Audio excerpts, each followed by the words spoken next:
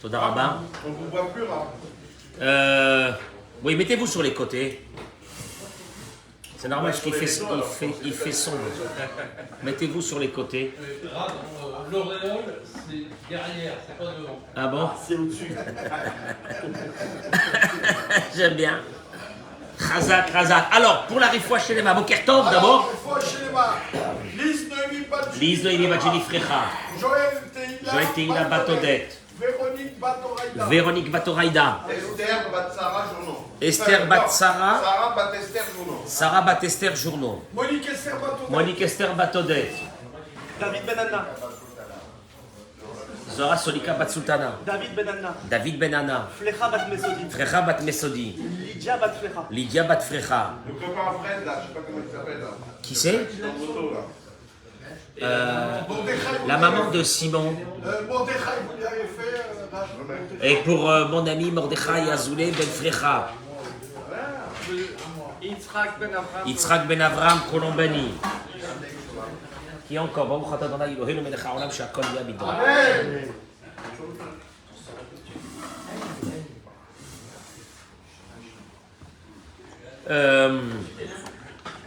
On va mettre ça ici. Voilà. Je voudrais attirer votre attention sur un Rashi dans la paracha de cette semaine qui, d'après moi, il est...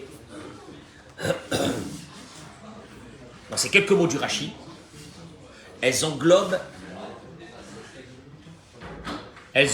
tous les composants, les meilleurs, pour réussir dans l'éducation de nos enfants. Alors moi, je voudrais que les parents et les grands-parents, il y a du bruit là-bas, les parents et les grands-parents écoutent ce cours de ce matin, à travers aussi des écrits de Rav Chaim Kanievski, Zecher Tzadik, des Kadosh Livracha, un vrai cours d'éducation ce matin. Alors j'accueille d'abord mes amis sur les réseaux sociaux. Je vous demanderai, s'il vous plaît, de partager ce cours en masse. En masse, on est à l'intérieur parce qu'il ne fait pas beau. Baruch Hashem, il pleut. C'est bien. Et on est content qu'il pleuve ici, de toute façon, puisque dans pas très longtemps, on oubliera c'est quoi les gouttes de pluie. Alors, écoutez-moi bien. Tout est sorti d'un Rashi. Ce Rashi, il est... Shmuel, tu vas le voir quand tu vas lire le Rashi sur la paracha. Au moment où c'est que Moshe et Aaron, l'esprit est descendu sur la tente d'assignation, ils sont sortis. Vayetzou, ils sortirent, tout le peuple attend dehors. Qu'est-ce qu'ils vont dire? Vayevarichu et Aaron, ils bénirent le peuple. Tu connais la bénédiction, ça? Quelle était la bénédiction? Tu vas voir le Rashi. Et ce Rashi m'a interpellé. Amrou, ils ont dit. Un verset de Teilim. Un verset de Teilim. Vihi noam Adonai Eloheinu alenu maase yadenu konen alenu maase yadenu konenehu. Traduction du verset.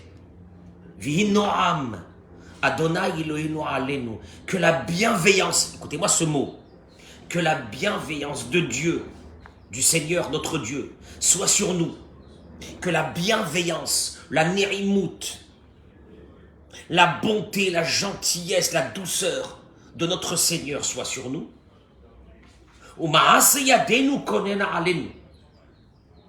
Fais prospérer pour nous l'œuvre de nos mains, que l'œuvre de nos mains prospère.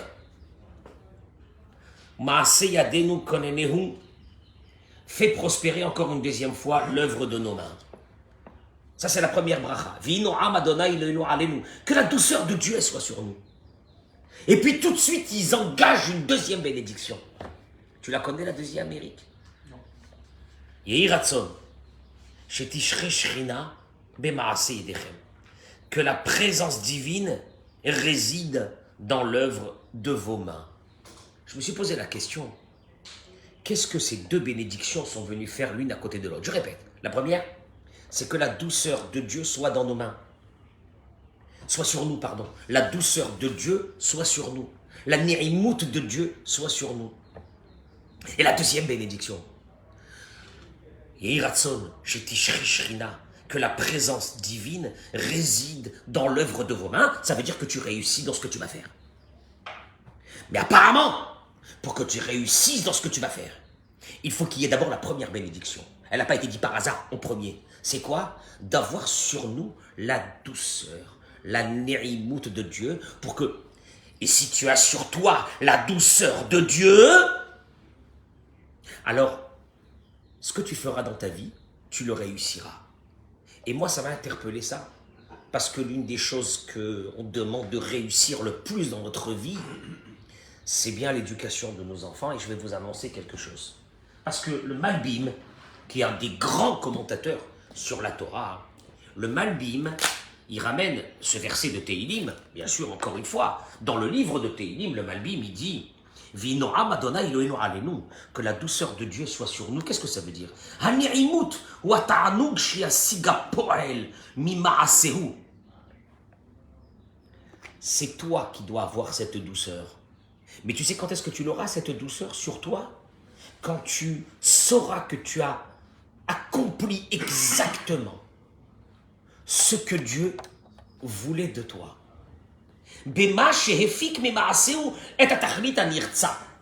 Quand tu sais que tu as accompli la chose de la meilleure façon possible, va venir sur toi cette douceur. C'est de là qu'elle vient, cette douceur. C'est quand tu sais que tu as accompli quelque chose de bien.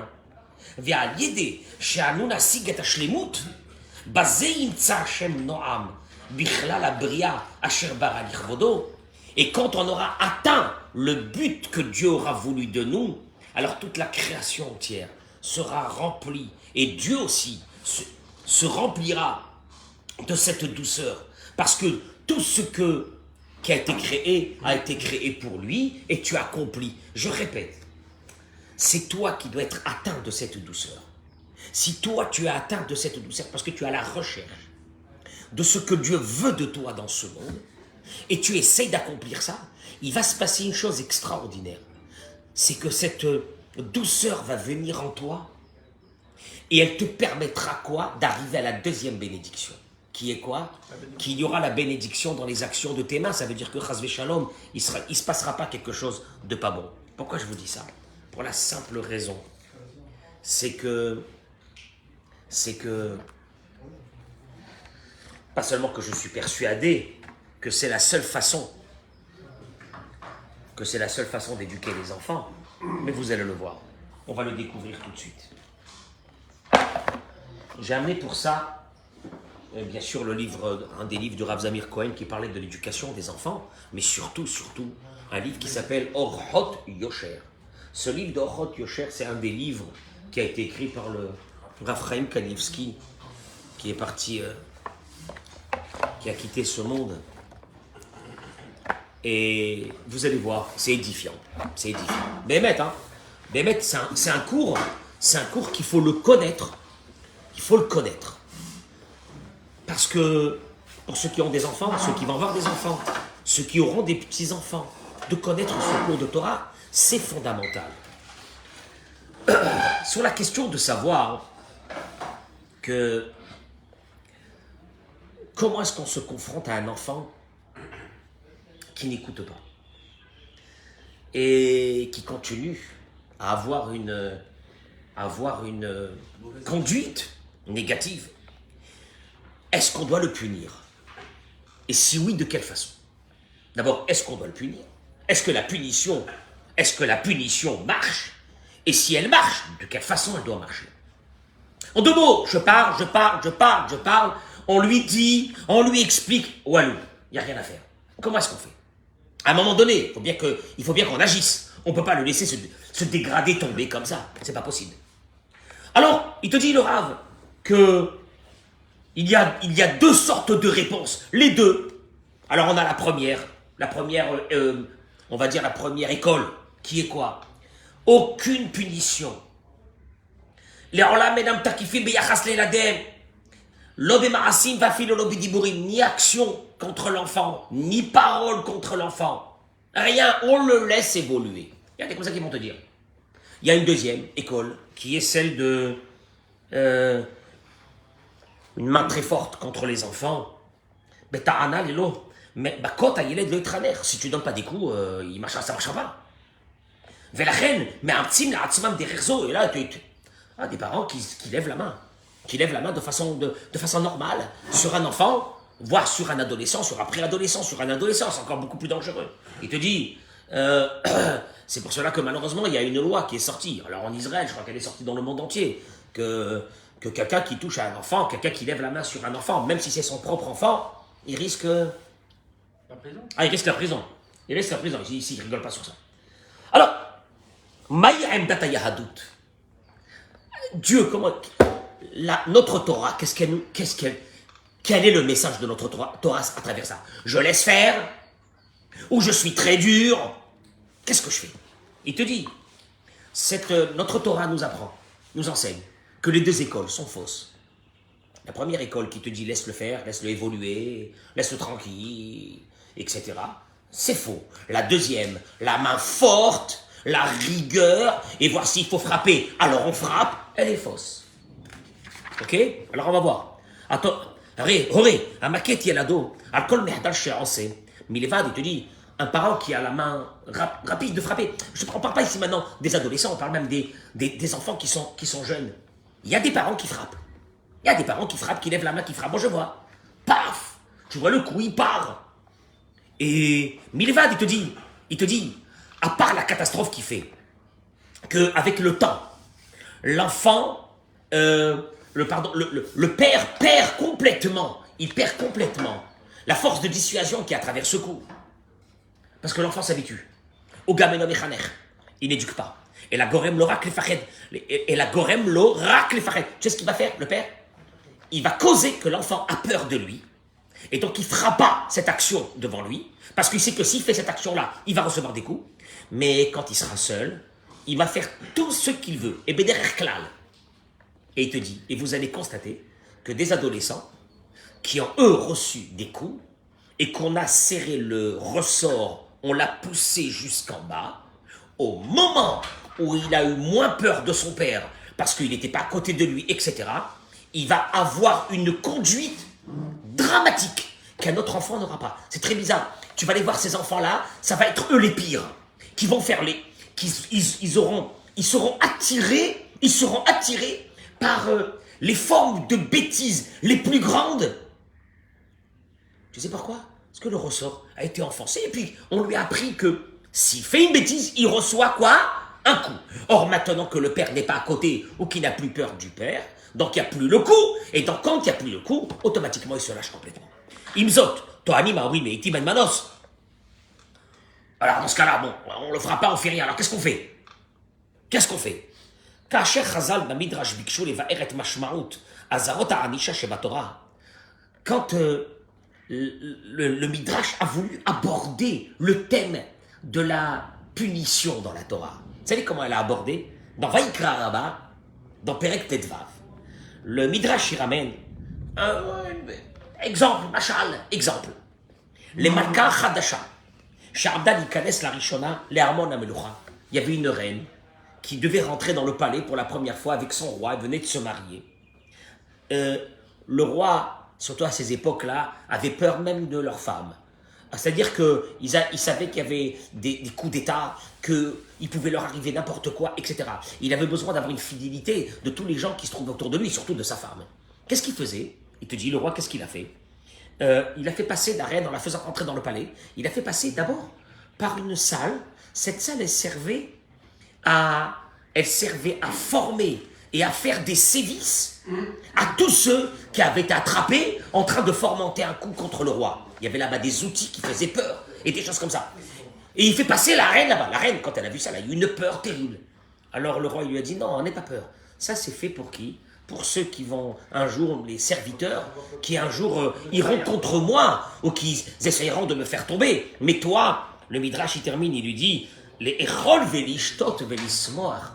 Toi, tu es avec moi pour manger, boire et te réjouir avec moi. En fait, il te dit, ça c'est, voilà comment le Midrash dans la Torah, il a abordé l'histoire de la punition. En fin de compte, quoi? C'est une prise de conscience.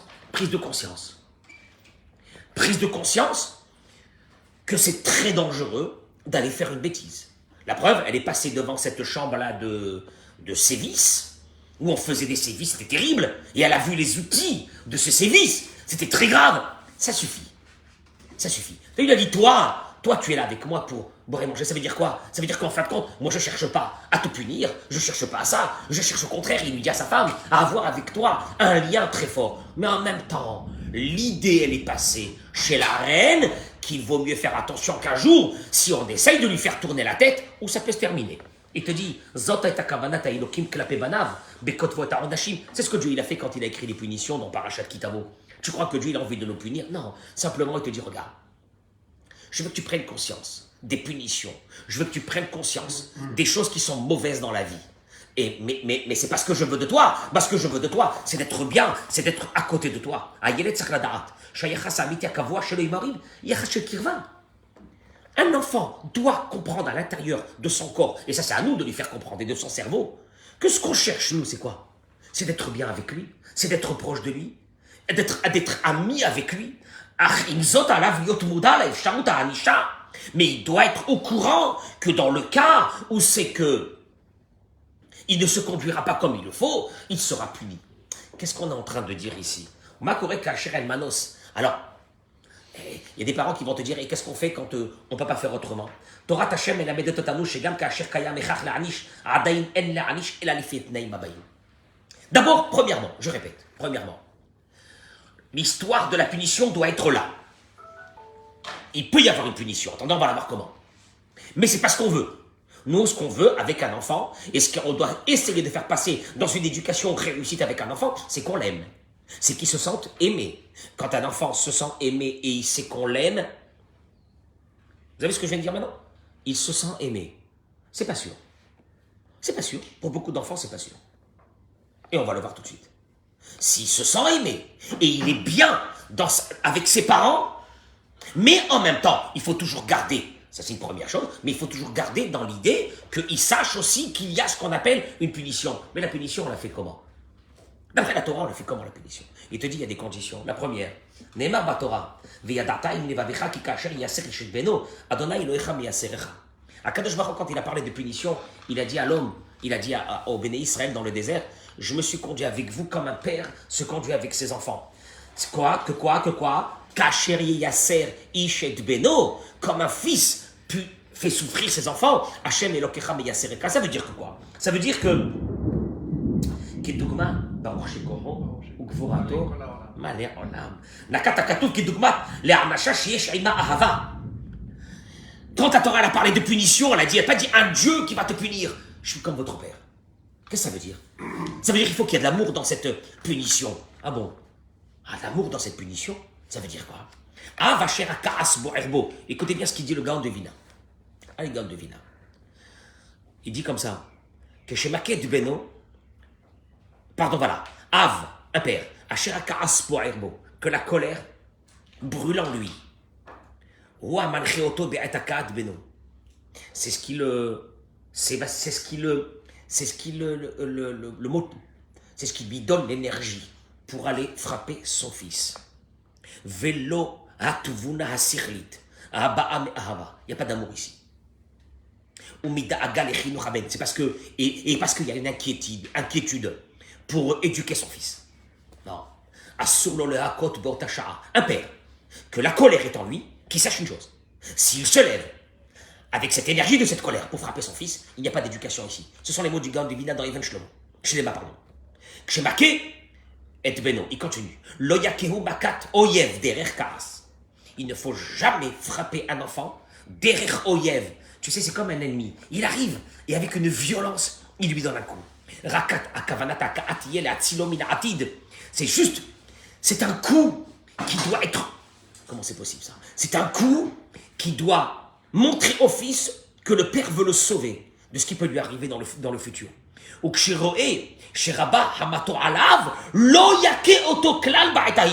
te dit, écoute-moi bien. Le Gaon de Vina te dit, écoute-moi bien. Première chose, ne lève jamais une main sur ton fils. Par exemple, un petit coup que tu veux lui donner ou quelque chose, au moment où tu es dans la colère. Ça, ce n'est pas de l'éducation, c'est de la vengeance. Et on va le voir tout de suite. Et sur ça, il dit, regardez, Ravolbe, Rav Wolbe, qui était un grand éducateur, un grand rave, il écrit dans son livre Aléchor une chose comme ça.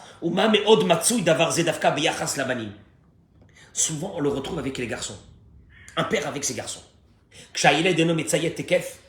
Quand l'enfant n'exécute pas l'ordre de son père, le père, il est blessé dans son amour propre.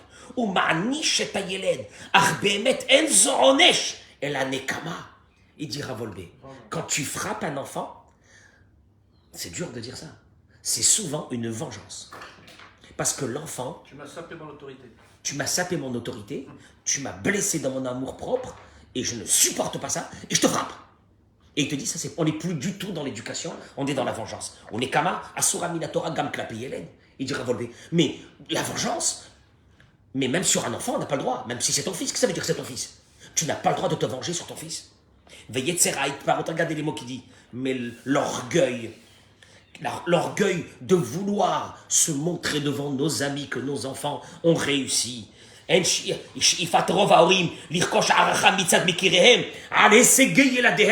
On a tous envie de montrer devant nos amis que nos enfants ont réussi. Des kamaka asuk peda mit'oririm klape yeladim ha'me'achzevim et horim v'gormim lahem bushat achat kavod. Et là, il se passe quelque chose. Quand un enfant, malheureusement, il tourne un peu mal des fois, qu'est-ce qui se passe? La première des choses, tu sais sur quoi on est déçu? Et sur quoi on est déçu? Tu vas me foutre la honte devant les gens, devant les amis, devant la famille. Et regarde tes cousins, et regarde ça, et regarde ça. En fin de compte, il te dit, et là tu viens, et tu punis. C'est pas de l'éducation, c'est de la vengeance sur ta déception que cet enfant t'a fait la honte. Tu entends ce qu'il dit Rav Wolbe? Alors il faut vérifier où on est par rapport à tout ça. Avalma, Oulam, Kacher Nidog Baromek Adefesh, Negale Paramim Rabot, Shaminirim Ametim, Shalim Lachalutin, Medubar Ben Nekama Bayeled, les Rachav Nivga Bifodo. Ah, j'ai pu déçu. Je pensais que tu allais sortir une lumière. Je pensais que tu allais être le meilleur de la classe. Je pensais que tu allais être comme ça. T'es un nul. T'es un moins que rien. Mais en fait, qu'est-ce que tu es en train de lui dire là, à l'enfant? Rien. T'es en train d'éduquer? Non. Tu es en train de lui montrer quoi? Que tu te venges de lui, que tu l'écrases. Pourquoi? Parce qu'il t'a déçu. Et ces messieurs, ils appellent ça de l'éducation. C'est fabuleux. C'est fabuleux. On appelle ça de l'éducation. C'est pour ça qu'il te dit le gant Devina, ne frappe jamais ou ne punis pas. On va voir c'est quoi une punition. Ne punis jamais dans la colère. Parce que dans la colère, ce n'est pas de l'éducation, c'est de la vengeance. Regardez qu'est-ce qu'il dit Raphaël Kanevski. Et Shalachim Bizmanenu, je vais essayer d'aller très vite. Mais c'est un cours, c'est un cours de chinour au plus profond. Au plus profond d'un cours de chinour pour les enfants. Il dit Shalachim Bizmanenu, dans notre temps, il parle de notre époque, que les enfants, faut pas. Il y a des gens qui pensent, il dit, que les enfants, il ne faut pas les brusquer, il ne faut rien leur dire, il faut les laisser évoluer. Et des fois, tu vois des enfants. Il n'y a pas de parents à côté. Il te démonte une synagogue, le père, il est à côté. Tu te demandes même, est-ce que c'est le père, à un moment donné, est-ce que c'est le père de ses enfants? Tu dis, ma parole, c'est pas possible. Rien. Il n'y a pas de réaction, il n'y a rien. Il y a des yeux comme ça, vitreux. Il voit les enfants devant lui. Ils sont en train de démonter un endroit. Il n'est pas concerné. Alors, il te dit une chose. Que, il dit Raphaël Kanevski, c'est pas du tout le chemin de la Torah. Attention, il va venir tout de suite. Ne pensez pas qu'il dit que je vous donne l'autorisation de frapper. Il te dit, même quand on va lever la main, et on va voir comment on va la lever cette main, les itim rechokot. Regarde comment ils se rejoignent tous. Que dans, comment on dit les itim rechokot? Dans des moments très espacés, les uns des autres. C'est pas un fonctionnement que tous les jours tu viens et tu donnes un coup. Chez Imloken, voilà, il te dit, parce que sinon ça sert à rien. Parce qu'à un moment donné, tu sais quoi? L'enfant, comme un hamar, il s'habitue au coup. Et puis après, tu feras plus fort. Et tu te dis, sûrement plus le coup sera fort. Non. Et puis tu vois ses parents, après qu'ils ont donné le coup, tu les regardes, ils ont même un peu une fierté. Ils sont en train d'éduquer leur enfant. Et moi, j'ai envie de leur dire, espèce de banane. Tu appelles ça de l'éducation? Tu te venges d'un enfant. T'inquiète pas, un jour, il va te le faire payer. Mais tu sais comment? Ta vie nous te clean, on dit dans le langage de l'Agmara. Jusqu'à la dernière pièce, il va te le faire payer. Parce que toi, tu crois que c'est d'éducation. Il te dit, Ktiv, c'est vrai que c'est marqué. Et là, on va arriver. David Amelech, il dit une chose. David Amelech, il dit une chose dans Michelet. David Amelech, Shlomo Amelech, il dit dans Michelet. Hoser Shifto, Soné Beno. Ménager les coups de bâton, c'est haïr son enfant. Donc apparemment, Shlomo Amelech te dit de quoi? Bah, il faut prendre le bâton, il faut frapper. Le passage qui termine, hein. Ve'oravo shiharo musa. C'est la fin du verset. Mais avoir soin de le corriger, c'est l'aimer. Moi j'aurais dit Ve'oravo. Donc, celui qui haït son fils, c'est celui qui ne lui donne pas des coups de bâton. C'est quoi le contraire? Celui qui aime son fils, qu'est-ce qu'il fait? Il lui donne des coups de bâton. Non, c'est pas ce qu'il dit, Shlomo Amelech. Il dit Ve'oravo shoharo musar. Et celui qui aime son fils, eh bien, il le corrigera avec quoi? Ah, je m'attendais avec le bâton. Ben, t'es en train de parler. Non, moussar. Et le mot moussar, c'est énorme. Parce que le mot moussar est traduit. Mais avoir soin de le corriger. Il te dit, shoharo moussar. Ça veut dire que le corriger, le moussar qui veut dire une correction par la parole, ve'oravo, il aime shoharo moussar. Alors, il te dit. Alors, Raphaël Kanevski prend la première partie et il dit, c'est vrai que c'est marqué il faut frapper son fils. Puis Rashi, il ramène les paroles de Rashi. Hoser Shifto, Sofo chez son Beno, c'est vrai que celui qui ne fait rien à son fils, rien, il ne dit rien, il le laisse vivre comme ça, eh ben, Rashi ramène les paroles d'Agmara que Bassof Yotze le Tarboudra, il sortira un voyou, c'est très simple. Et le Midrash, dans Michelet, il dit, pourquoi ça existe quelqu'un qui a haï son fils? Qu'est-ce que ça veut dire ça? Hoser Shifto Soné Beno. Allô, monsieur le rabbin, moi j'ai pas de haine contre mon fils, moi j'aime mon fils. Qu'est-ce que ça veut dire ça? Il dit une chose, le Midrash. Il dit parce que un père qui n'ouvre jamais sa bouche pour éduquer et pour expliquer à son fils, la façon de se conduire dans la vie, Nikras Soné, ce père il s'appelle qui le haït, parce que celui qui éduque son fils et celui qui parle avec son fils, il dit le Midrash, c'est ce qu'on appelle qu'il aime. Shechen Matsinou, il va ramener que Ishmaël, Abraham Avinu ne lui a jamais rien dit. Eh ben, il a terminé, il était un bandit dans les chemins. Yitzhak a aimé Esav. On a vu la fin de Esav. Donc, il est évident que de laisser un enfant, on dit rien, on fait rien, on le laisse comme ça, c'est une catastrophe. Et par contre, il dit, Omnan yeshli zaher shelo la'akot kaché. Alors, il faut frapper. Il faut donner une tape. Mais comment on va la donner? Alors, il ramène ici, des Karkatav Rambam. Il ramène les paroles du Maïmonide. Il parle là-bas d'un Melamed, celui qui enseignait la Torah, il devait à l'époque aussi leur donner des coups. Pour qu'ils aient un peu de crainte et qu'ils fassent attention. Jamais un coup de oyev. Tu as vu ces mots-là? D'ennemi, de cruel. Les fikards, lo, yake otam bashutim velo bamaklot. Le Rambam, il te dit déjà à l'époque. On ne le frappait pas avec un air de bœuf ou avec des bâtons. Et la Beretsura Ketana. En fait, il prenait comme un lacet. Et avec un lacet, tu lui donnes un coup. Avec un lacet. Ouais, mais ça fait pas mal. Non, mais ça fait pas mal. Non, un lacet, ça fait pas mal. Non, mais le problème, il n'est pas de faire mal.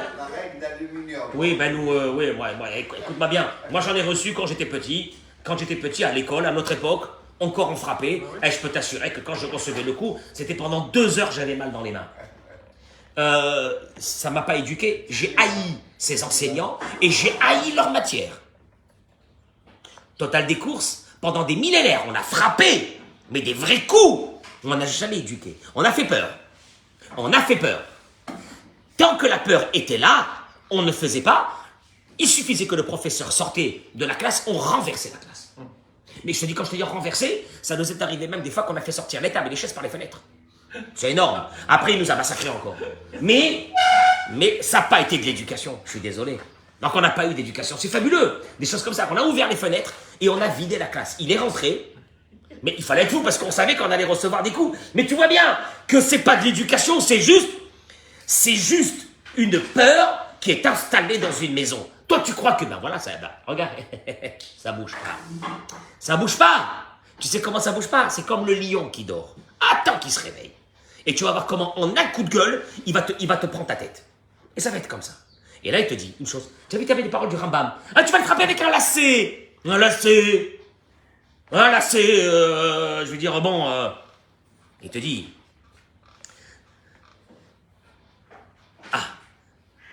Vekatvu basfarim, shelo yakebeno b'sha'at ha'ka'as. Voilà encore lui-même, les paroles, Raphaël Kanevski. Jamais tu frappes, même ce coup de lacet. Dire, par exemple, tu viens. Il faut que le coup, quand il vient pas dans un moment de colère, mais un moment où tu viens après une demi-heure. Et tu dis à ton fils, viens ici. Viens ici, viens ici. Et tu lui fais comme ça. Maintenant, il ne comprend pas. T'es calme. Tu sais que ce calme, plus ce coup-là, c'est terrible pour lui.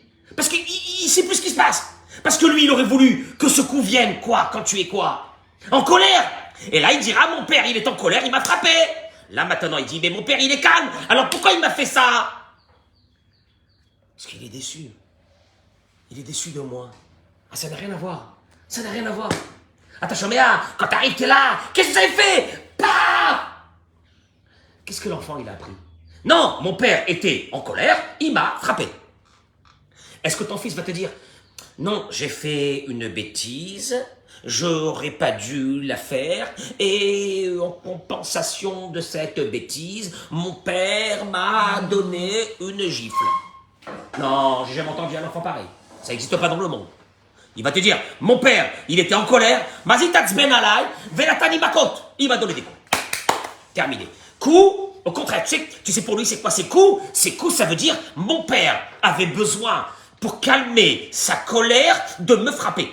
Tu entends ce qu'il est en train d'apprendre, cet enfant? Il est en train d'apprendre que quand on est en colère, pour se calmer, qu'est-ce qu'il faut faire? Il faut frapper. Je laisserai pour ceux qui veulent après, on le lira ce livre-là, et je termine juste par 2 petits mots. Il dit la chose suivante. Yesh Shoalim. Je termine avec ça. Mais Shlomo Melech, il a dit qu'il faut frapper avec un bâton. Hein? Oulam, sauf à Passouk qui te dit, il dit le Rav Zamir, mais la fin du verset t'apprend. Ve'ohavo, shoharo moussar. Et c'est lui qui aime son fils. Il va le diriger avec du moussar. Qu'est-ce que ça veut dire ça? Qu'est-ce que ça veut dire du moussar? Le Rav Volbe, il explique. Impa'am. Il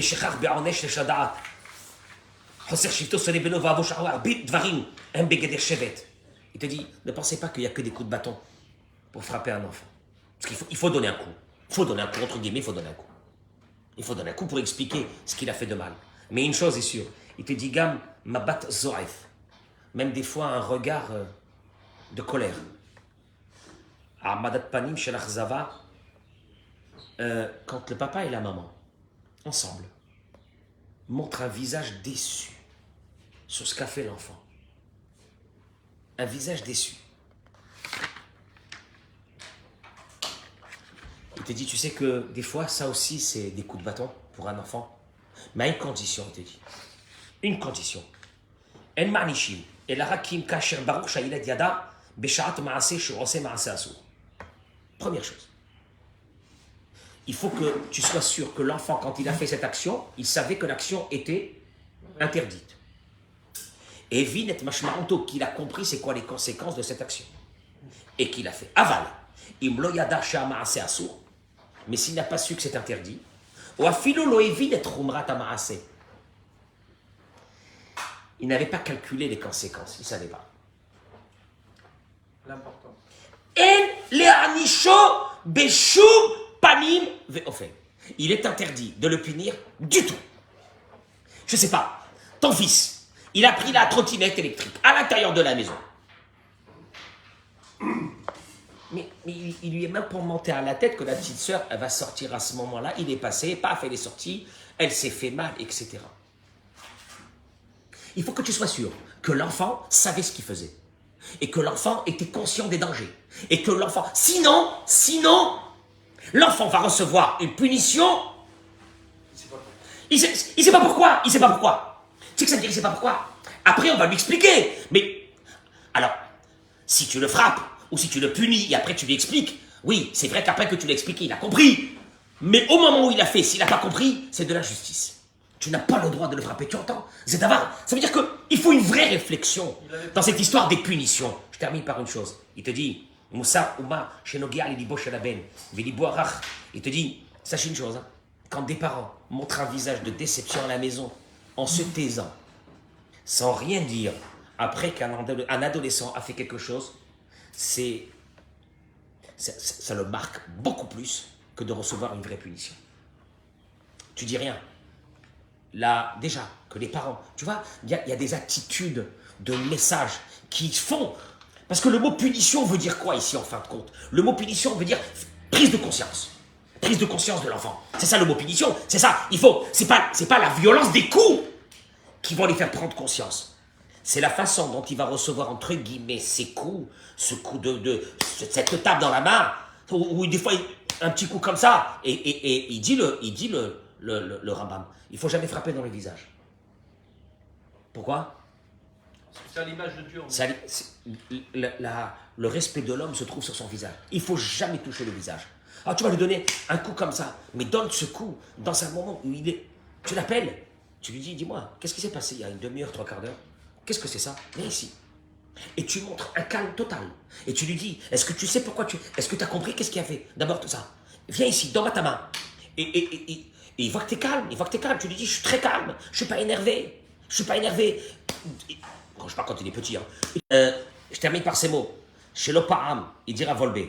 Baou elav horim, leyelet begila it bagrout veshalou. Combien de fois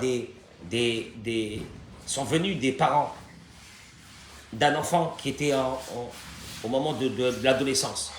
Et les parents, ils demandent au Rav, pourquoi il ne me parle pas? Pourquoi il ne me raconte rien? Il s'est renfermé. Et le Rav a demandé aux parents, Makot, quand il était petit, est-ce qu'il recevait des coups? La réponse, elle était toujours oui. Il dit le Rav, un enfant qui a reçu des coups quand il était petit, quand il grandit, il va se rebeller. Parce que quand il est petit, il n'a pas où se sauver. Et il est obligé de rester chez les parents.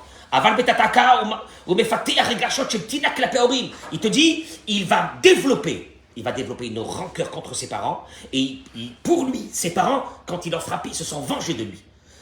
Et donc, à l'intérieur de lui, il dit, mes parents ne m'aiment pas. Et le jour où je pourrai faire ce que je voudrais, je le ferai. Je reviens au début du cours. C'était quoi la bénédiction qu'il a fait, mon cher Rabbeinu? D'abord, Vinoam Adonai Eloheinu Alenu. U'ma'asiyadenu konena alenu, ma'asiyadenu konenehu. Vinoam, que la douceur de Dieu, elle soit sur nous. Si la douceur de Dieu, elle est sur nous, d'accomplir vraiment l'éducation de nos enfants pour qu'ils deviennent des personnes bien dans ce monde. Alors là, la deuxième bracha qu'il a fait, c'est en s'engage, qui est que quoi? Yiratzon, shetishre, shrina, bemaase, yedechem. Il y aura l'Esprit de Dieu dans vos mains. Regardez, on a abordé ici un thème. C'est un thème que beaucoup de jeunes parents ne savent pas. Que tout de suite, ils lèvent la main. Je vous explique une chose qui est très importante. Lever la main dans un moment de colère, c'est une vengeance. C'est une vengeance parce que ta parole n'a pas été faite. C'est une vengeance contre un enfant et tu es en train d'apprendre à l'enfant de se venger. C'est comme ça qu'il apprendra qu'il faudra se venger un jour dans la vie. On n'est pas dans l'éducation. L'éducation, c'est dans le calme. L'éducation, c'est aussi beaucoup d'amour. Qu'il a conscience que tu l'aimes. L'éducation, c'est que dans le calme, tu lui dis, bon, maintenant, tu sais quoi, tu prends un lacet. Prends un lacet. Et tu lui dis, viens ici. Tu es très calme. Et tu lui dis, c'est marqué dans la Torah que je dois te donner un coup de lacet. Ça ne va pas lui faire mal. Mais tu sais ce qu'il est en train de dire? Il est en train de dire, j'ai fait quelque chose. Quoi, si mon père, il s'organise comme ça veut dire que j'ai fait quelque chose de très mal. C'est le message qui doit passer. C'est pas la violence des coups qui a réglé les problèmes. Moi, j'ai vu des parents donner des coups monstrueux à des enfants. Ils sont sortis plus tard de grands voyous. Donc, c'est pas ça qui a marché. Par contre, voilà, cette approche de la punition qu'on vient d'aborder ici, et que si un jour vous voulez, on va étudier tout le chapitre que Raphaël Kanievski ramène sur ça, c'est ce qu'on appelle la Nérimut. La Nérimut, de faire les choses comme Akadosh Baruch Hu le demande dans la douceur. Où il y aura de la douceur, Il y aura Be'ezrat Hashem la Shrina d'Akadosh Baruch Hu. Je vous remercie beaucoup. Jacques, Berach.